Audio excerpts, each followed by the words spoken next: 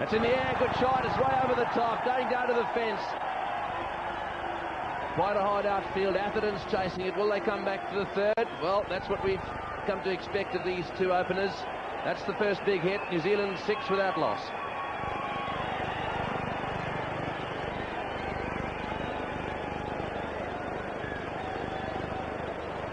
So, 6 without loss. One lusty shot down the ground so far. Got him! Oh, he's dropped him! Well, he hit the outside edge, and that's gone in the air. Slightly at the right-hand side of Thorpe. Really should have been taken. That's an unfortunate start for England in terms of catches. Yeah, good ball this. He just caught the batsman in two minds. He's first of all going to play defensive, and then he just pushed at it at the last minute. Just pushed a little bit there. That got it, carried the slip, and down it went.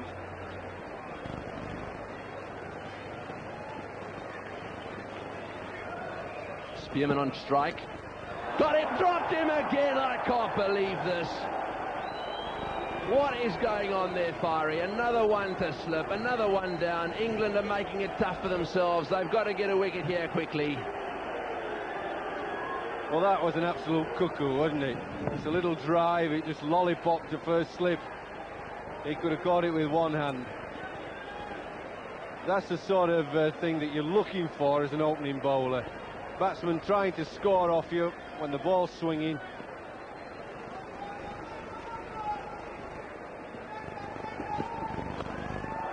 Got him, beautifully taken. Caught and bowled, a magnificent catch. That was very, very well taken. It was hit back to him very firmly, and Dominic Cork has struck for England. Well, there's the wicket that he's got to have. I didn't think it was such a good shot, really. He never went through with it, got caught in two minds. In the end, it finished up a little bit of a firm push. He was going to drive it, then he just pushed it with it in the end. It didn't go back that quick. It's still a good catch, because when you're following through as a bowler, you catch it one-handed. It's a pretty good performance. So caught and ball caught. Craig Spearman out for 5. New Zealand 12 for 1. Stephen Fleming, stylish left-hand batsman, is the new batsman. And those are his figures. Hasn't scored 100 yet. 8 half-centuries though. Oh, good shot, straight down the ground for 4. What a great start for Fleming. Simply leaning into that one, playing dead straight as Jeff Boycott has suggested he should do. And what's more, he timed it well. Now this is a top shot. Lovely follow-through. Crisply hit, didn't try to hit it too hard. Just played a perfect straight drive.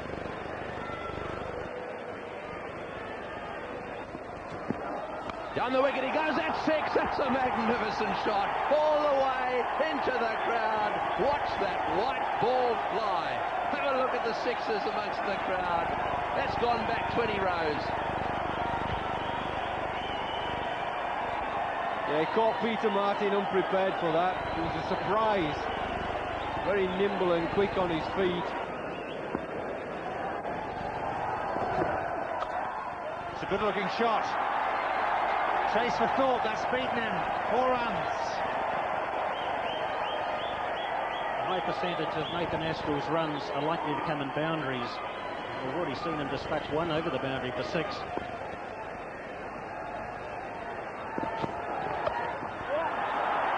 It's a lovely shot through the offside. Craig White's chasing, but he won't get anywhere near it. That's beaten him to the fence by 20 metres. If you give Nathan Astle any room, anything that's short or wide or too full, he's going to be a very punishing player and take advantage of that. It's a lovely shot. Over square leg, 4 runs, too short from Goff. Well, Nathan Astle again has improvised here. Well, the ball just might have been just a little bit short of a length, but not a lot of foot movement by Nathan Astle here, and really he's just flicked it. Through the offside for 4. Illingworth can't stop the sting of runs.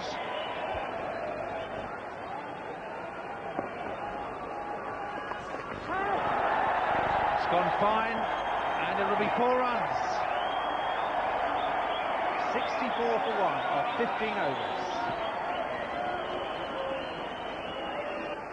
Darren Goff again. Right arm over the wicket.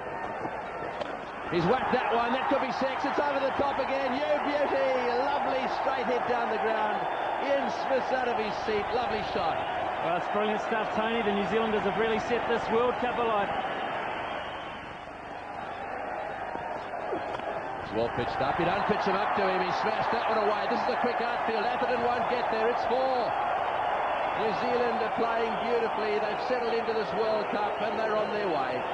Well, as he's chasing this, Mike Atherton, he's probably thinking, yes, Graham Thorpe, you let me down with those 2 drop catches. Nathan Astle was one of them. That was his 50. And what a magnificent way to bring it up. The timing is superb. Slowish pitch. It's his 3rd 50 in one-day international cricket.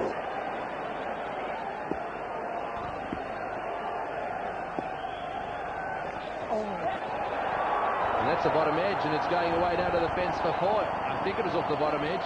It's gone all the way to the fence. We'll keep an eye on the umpire here. Yes, it's 4. Just a little groan from Jack Russell, the wicketkeeper, as this goes past him. I think he thought he was in for a chance there. Well, we nick on something there. Oh, well bowled. So, that's the first indication of quite a lot of turn. This will go to the fence. 4 byes, I reckon. Did it flick the pad? No. All the way through, 4 byes. Now, New Zealand will be interested in this. This ball did turn. It's a good sign for later in the day. And Jack Russell, he's been caught unaware here as well. Catch it! In the air. Oh, I don't believe it. This is unbelievable, England. The captain this time has dropped the lollipop. Well, if there's any finger pointing to be done later in the day, then Michael Atherton's going to have to point one back at himself, and this one should have been taken, Tony. It's an orthodox catch to short mid-wicket. That's in the air. This could be out. Will he catch it? Won't he catch it? He's got him. Yes, they've caught one. A minor miracle. They've put 3 down, and Thorpe is the man who scored it. Having dropped 2, Thorpe has caught one at last. So that'll relieve the pressure for England. New Zealand have lost their 2nd wicket. There'll be no happier man on the ground than Graham Thorpe to hold on to one finally. Gone very wide again, Graham Hick. A sweep shot again, but this time he didn't roll a wrist, didn't get over it, lifted it down to Thorpe. Very comfortable catch in the end. I'm sure there was a few butterflies as it came down, but he took it safely. Fleming has gone for 28. New Zealand 108 for 2.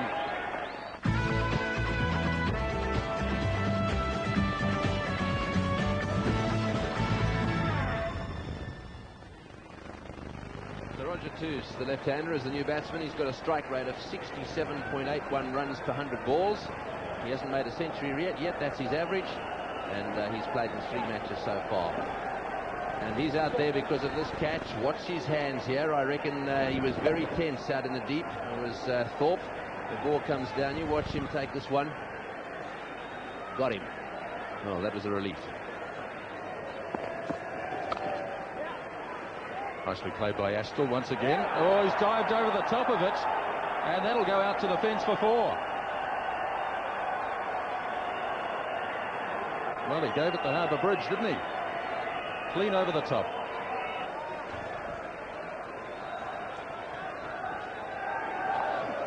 It's in the air.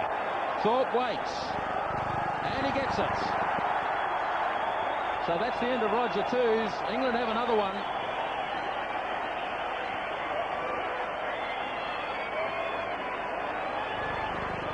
Well, I think this was a mistake in thinking. He'd made up his mind to sweep wherever the ball was pitched. And in the end, it was a pretty simple catch, made look a bit awkward by Graham Thorpe. 17 for 2s, New Zealand 141 for 3. New man in for New Zealand is Chris Cairns. Well, from a match perspective, this may be the key point. This man here, Chris Cairns, if he gets going and can get in and get started, he's a very strong, powerful hitter of the cricket ball. That's a big hit. Straight back over the bowler's head. That's another 6. Magnificent cricket stroke. Well, it hasn't taken that long for Chris Cairns to get into the action. He's struggling with a calf injury. He didn't show any signs of this. Look at the movement of the feet. We've seen Graham Hick before. down the wicket, a little shuffle, and straight down the ground. Magnificent shot over mid-off.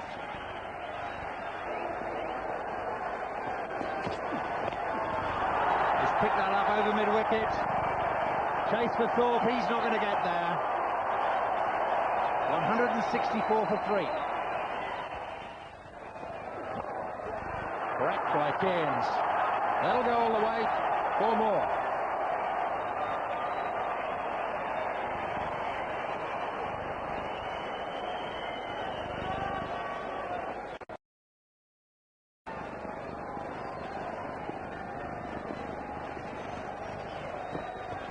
Bang.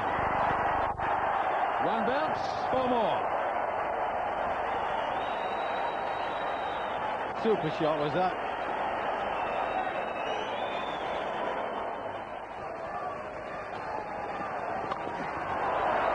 And he's got himself out.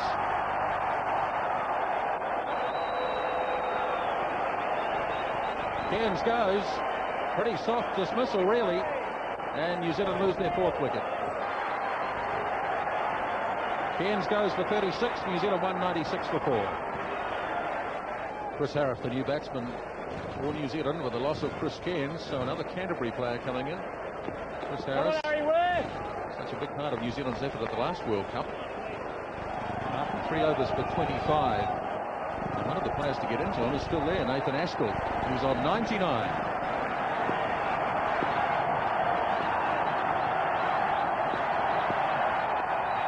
There it is, the first century of the World Cup for Nathan Astle.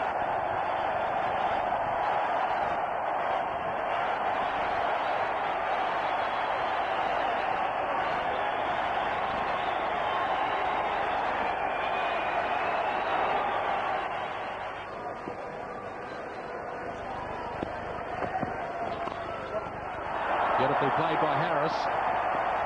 Should be cut off, no, it won't in fact. That's a boundary for Chris Harris. Beautifully timed. And up comes the 200.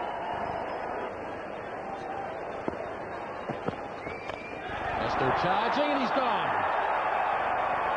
So another New Zealander goes, and Astle's long innings is over. And he's gone for 101. It's now 204 for 5.